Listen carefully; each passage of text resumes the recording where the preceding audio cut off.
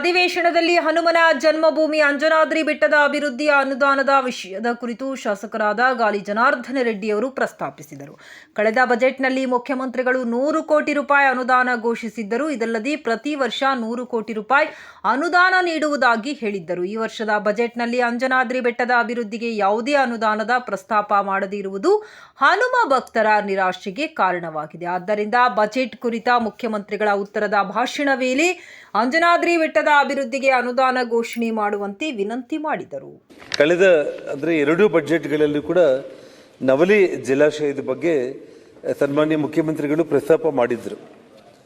ಕಳೆದ ವರ್ಷ ಬಜೆಟ್ ಅಲ್ಲಿ 1000 ಕೋಟಿ ಹಣವನ್ನು ಕೂಡ ಅದಕ್ಕೆ ಘೋಷಣೆ ಮಾಡೋದ್ರ ಮೂಲಕ ಅದನ್ನು ನಾವು ಅನುಷ್ಠಾನಗೊಳಿಸ್ತೀವಿ ಅಂತೇಳಿ ಸನ್ಮಾನ್ಯ ಮುಖ್ಯಮಂತ್ರಿಗಳು ಹೇಳಿದ್ರು. ಆದರೆ ಈ ಬಜೆಟ್ ಅಲ್ಲಿ ನವಲಿ ಜಲಾಶಯನೇ ಆ ಪದನೇ ಕಾಣಿಸ್ತಾ ಇಲ್ಲ. ಅದು ಏನಾಗಿದೆ ನಮ್ಮ ಉಸ್ತುವಾರಿ ಮಂತ್ರಿಗಳಿಗೆ ಗೊತ್ತಾಗಬೇಕು.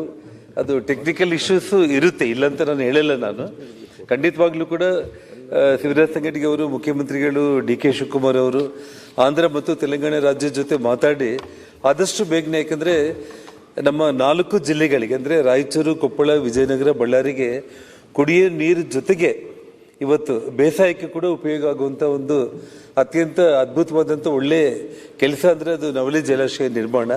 ಹಾಗಾಗಿ ಅದ್ರ ಬಗ್ಗೆ ಸೀರಿಯಸ್ ಆಗಿ ನಾಳೆ ಆ ಬಜೆಟ್ ಸನ್ಮಾನ್ಯ ಮುಖ್ಯಮಂತ್ರಿಗಳು ಉತ್ತರ ಕೊಡೋ ಟೈಮ್ನಲ್ಲಿ ಅಂಜನಾದ್ರಿ ಮತ್ತು ನಮ್ಮ ನವಲಿ ಜಲಾಶಯದ ಬಗ್ಗೆ ಅವರು ಅದನ್ನ ಇದು ಮಾಡಬೇಕಾಗುತ್ತೆ ಅಧ್ಯಕ್ಷರೇ.